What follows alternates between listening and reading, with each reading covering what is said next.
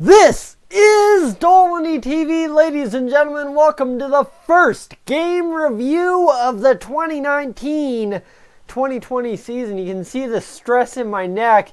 Yeah, nail biter 0-0 all the way into the first minute of overtime and then some is going to do that to you to open the 2019-2020 Edmonton Oilers calendar year.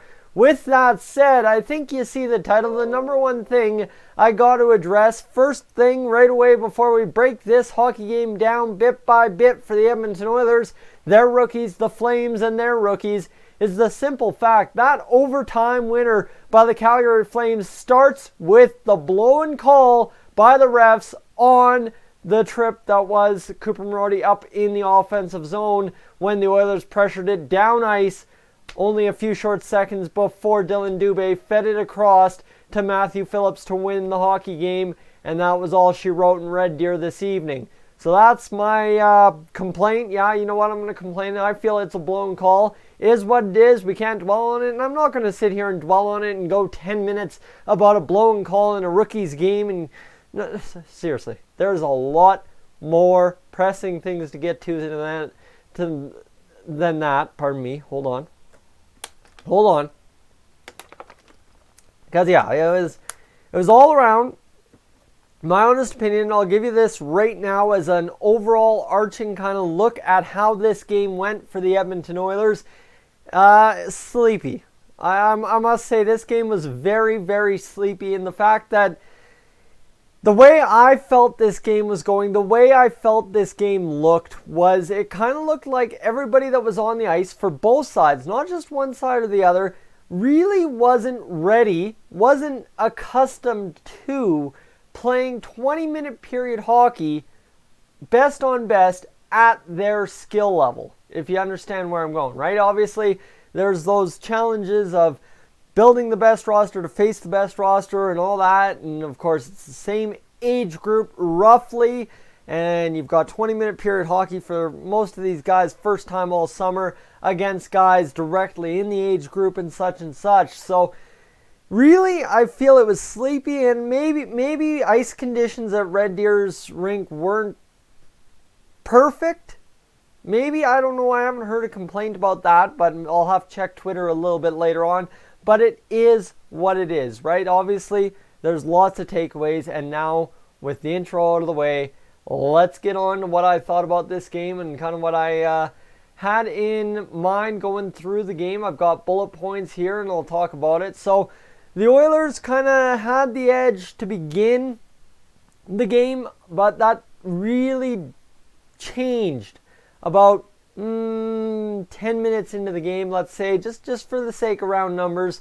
And the Flames ended up dominating most of the first and second period. They were better on the forecheck, better on every almost loose puck. Honestly, they were better on every loose puck, every zone. Doesn't matter the forecheck, it just, anytime a puck was loose, for those 30 minutes, it was coming up Calgary. Not every time, but most times. And that's kind of the differentiating factor there.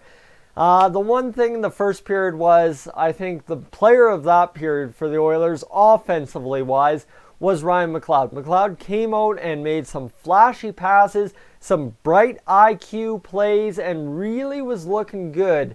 Kind of disappeared towards the end of the game, still had some good plays and still had some open space, but I think his best work was done in that first period for the Oilers. And I mean, you talk about the chance with Kirill Maximov, where Maximov, if he would have one-timed it, who knows if the Oilers would have lost 1-0 in overtime to the Calgary Flames in Red Deer this evening.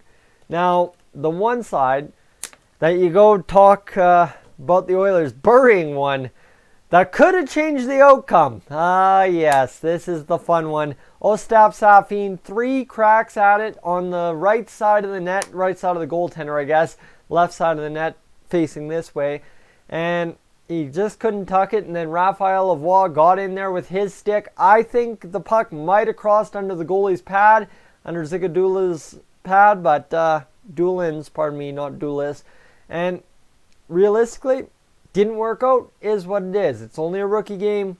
Again, keep going with the positives, take a look at the negatives, and let's even out somewhere in the middle. And the positive, this is one that a lot of people in the chat on the Edmonton Oilers YouTube stream were really angry at the start that Dylan Wells was getting the nod to begin the game over Stuart Skinner. Well, you sit here and you talk about it, right? Yeah, that kind of makes sense. I understand your upset nature of Dylan Wells beginning the game instead of Stuart Skinner because, well, draft positions, prospect, I get it. I don't have to state it. You get it. I get it. It is what it is.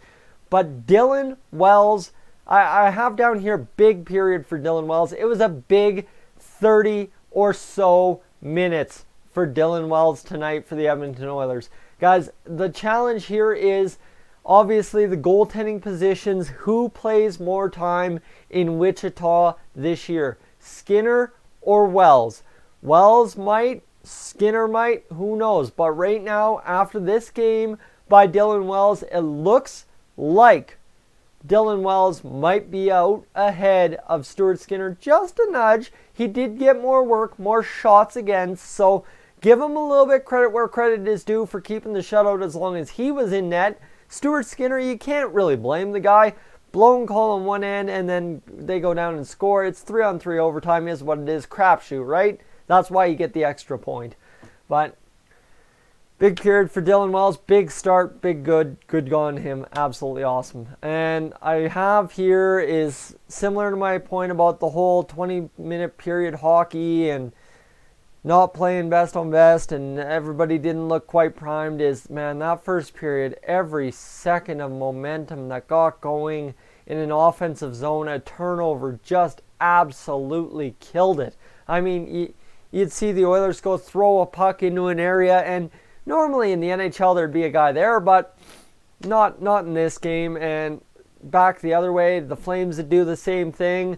Back the other way, Oilers, and it just seemed to go around in a circle that just was never ending for, well, 61 minutes tonight, so it would seem. So it was tough. The second period, it was a lot faster to start. Honestly, you know what? The Flames were carrying pace of play, but I was just happy to see a faster start, a faster go, and really pick up a little bit of extra momentum compared to what we had seen at the start of the game. The other thing there is Vinny Desharnais goes out there and absolutely crushed a kid with a cross-check. Took a 2-minute minor, but man, I mean, he almost broke that guy in half. Vinny Desharnais, if he gets his pro game under him and really starts thinking like the guys he looks up to in Chara and such, well, man, he's going to be a scary kid. Can't fight, but it is what it is, because you know what I have in that second period is just the simple fact that poor Desharnais, he goes out there and tries to stand up for Cooper Marody, who got checked pretty hard by Pospisil of the Flames, and almost ends up in a turtle position getting fed some. And I mean, Desharnais, big kid, but Pospisil, the much more experienced fighter, because Desharnais coming out of the NCAA, not really allowed to do that kind of stuff there. Yeah, that's the kind of crap that's going to happen to you. And I think Desharnais is going to have to take some lessons on how to handle himself in a fight, because the scary part about it is you're that size, you're going to make a bad play. Someone's going to jump you and try to hand it back to you for making that terrible play, terrible hit, whatever it was, against their teammates. So for Desharnais, you know what he needs to work on now? We've seen it. It's good. We're good. Also, one note on Desharnais. I think he looked really damn slow out there tonight. Really damn slow. We'll wait to see what happens next game. I'm sure it won't be like that. Everybody seemed a step slower tonight, save for a couple of moments. And then, what do I got? Well, I guess to the point about the slower Vinny Desharnais on the back end is the fact that Jack and Bob talked about a passive D, and a lot of D in that second period from the Oilers seemed to be quite passive. The one caveat to that I have to say, I hope I use that word right, guys, it has been a long friggin' day, is the fact that Evan Bouchard played a lot of passive D, but he was playing steps ahead. Evan Bouchard played 3 or 4 steps ahead, so he didn't have to play hard in that moment. He had to just get to the right spot for the play coming a few seconds later, and it worked out every single time. it worked out absolutely every single time, which is fantastic. And one thing I really liked out of Tyler Benson tonight, who, I mean, we should all be talking about Tyler Benson stole the show. He didn't, unfortunately. But the one thing I liked out of Tyler Benson is he took a man behind the net after a charge into Dylan Wells and tried to get the puck on net kind of deal. And he actually face washed him, got in his grill. And from Tyler Benson, if you're going to play the pro game, that's part of the pro game. You're going to have to do it. And it was very good to see out of him there. I mean, you're down there in Bakersfield, you're probably telling me, oh my God, I've seen that every night for 68 games last year. Sorry, my apologies, is what it is. And now Bouchard, again, I've already kind of talked about that. I think the best way I can wrap up what Bouchard did tonight is Bouchard did not steal the show, but he stole the show quietly, if that makes sense, right? Bouchard didn't have the flashy Bouch bomb scoring 2 goals or getting 5 assists or nothing Adam Foxworthy out of the New York Rangers rookie camp from today. It was just a go-around for Evan Bouchard of a mature all-around game. And you know what? The big key here is I think Bob Stauffer at one point compared him to Chris Pronger. And around the same time I was thinking, man, Evan Bouchard looks like a guy in this game, based off this game, who could be a 40-point, shut-down, elite defenseman. And that's huge because we've all kind of heard that comparison to the kid Noah Dobson that was drafted to the Islanders. We should have drafted him over Bouchard. Guys, after this game, I am very happy, very impressed with what Evan Bouchard brought to the table tonight. And the one thing we got to get to, because this is kind of the gross nature that is the new reality of hockey, is in an old Bush League style of hockey, Anya Bouchard, I think is how you say it. I apologize if I've got his name wrong. I don't have the correct spelling in front of me. Anya Bouchard jumped Bo Starrett and absolutely, I guess you could say sucker punched him. But the reason I hold off on this whole thing, I was pretty defensive of it at first, but then the wheels start turning, and you guys know how I do. I speak before I really actually think about anything. So I sat there and I thought about it for a few minutes, and the real nature of that, Onyebuchi jumps Bo Starrett, lands a solid right, knocks him dead to the ground kind of deal. The reason I think there's something more to that is in today's hockey, you don't see that kind of play. And I mean, no matter how desperate you are to get noticed, you don't see that play. So with that said, what I think was happening there is I think Bo Starrett might have said something to Onyebuchi that he didn't like, and that resulted in Bo Starrett trying to skate away, and then he's flat on the ice. I'm not sure. I'm not trying to insinuate anything, but I'm saying that there might be something more to it.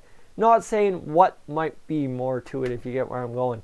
And the Oilers had a great scoring chance in that second period. I tell you, they had Nolan Vesey going up ice. He got the spring pass, and he was in the zone, and all he had to do is drive to the corner, drive to the net, do something with the puck. Instead, he turned around and stood 3 or 4 feet off the blue line, and as in that first period, the Oilers turned over the puck, and he foiled a great chance for himself. And I mean, if that isn't just Oilers nature, guys, right? We've seen that a lot last year. We're hoping not to see that again this year. And what else do I have? That's all I've got for the second period. At that point, I was asking myself, what the hell is going on here? Why have we not had a goal? Why are we just sitting here going around in circles, not doing anything of caliber? Then the third period, I think we already have covered a lot of this. The bad reach-in for Maximov and the penalty at 5:30 to go in the third period could have cost us, but we ended up going to overtime, and I've already recapped overtime. It was Dubé to Phillips, back of the net, Stuart Skinner leaning, trying to stop Dubé, gets beat on the back door, and that was game over. Guys, holy crap. That was a heck of a game. I didn't think I'd have that much to talk about out of it, considering how sleepy it was, but there you go. That's your Edmonton Oilers versus Calgary Flames rookie game number 1 preview for September 7th. I'm Tyson, this is Dolynny TV. What I want you to do right now, you see right here, I'm going to get there, right there. Hit that subscribe button if you're new to the channel or returning and haven't done it yet. Guys, I am up on out of here.